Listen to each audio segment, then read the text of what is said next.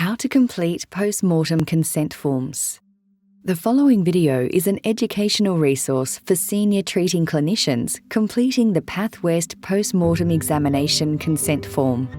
All consent forms referred to in this video can be found on the PathWest Perinatal Pathology website under Information for Health Professionals. Consent is a very important process, underpinned by legislative requirements. It should not be left to a junior member of staff.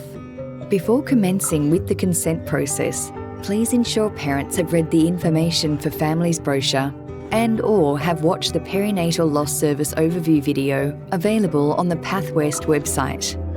The consent process is split into two sections: NCC Form 1 for parental consent and NCC Form 2A, 2B or 2C for the clinical history, depending on the age of the baby or child. Page 1, Part 1. Part 1 ensures parents understand the consent process and can ask questions. Please answer any questions parents may have. Complete all names and dates clearly. Part 2. Parents are to select one of the three post-mortem options by filling in Part 2A for an external examination, 2B for a full examination, or 2C for a limited examination. Genetic testing is a very important investigative tool, and each examination type has the option for parents to consent to genetic testing or metabolic studies by ticking the Yes box. If consenting to genetic studies only, parents are to complete Section 2C2.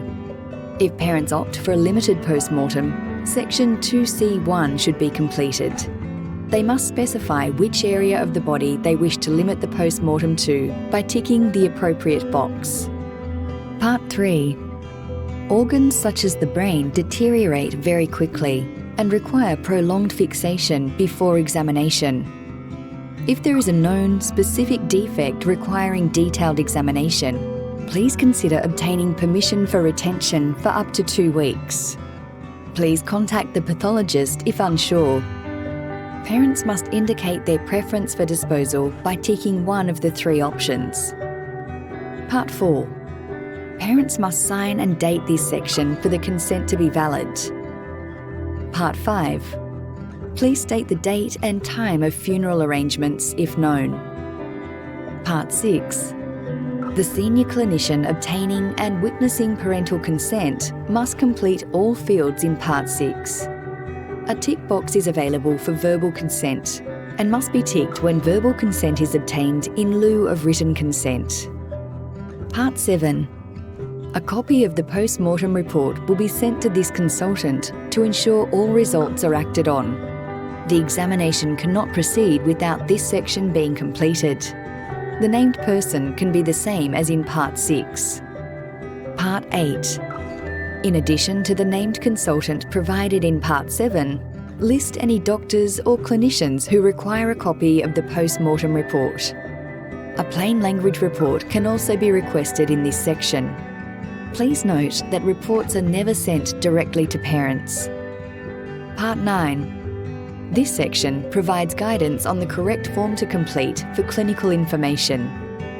Finally, Part 10, 11 and 12 are to be left blank and are completed by PathWest staff.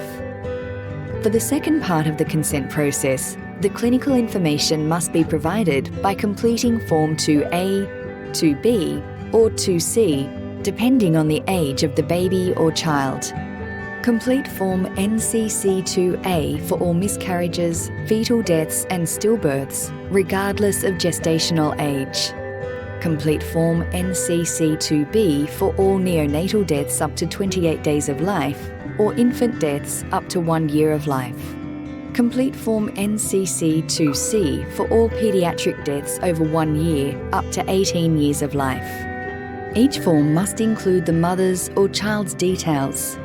Please ensure these match the details provided on NCC Form 1. Complete the relevant clinical history of the mother or child, providing as much information as possible.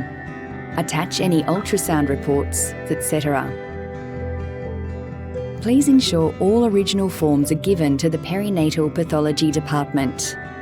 If you need more information, please contact us via email at perinatal.pathology@health.wa.gov.au. Thank you for taking the time to watch the video on how to complete consent forms for a post-mortem examination correctly.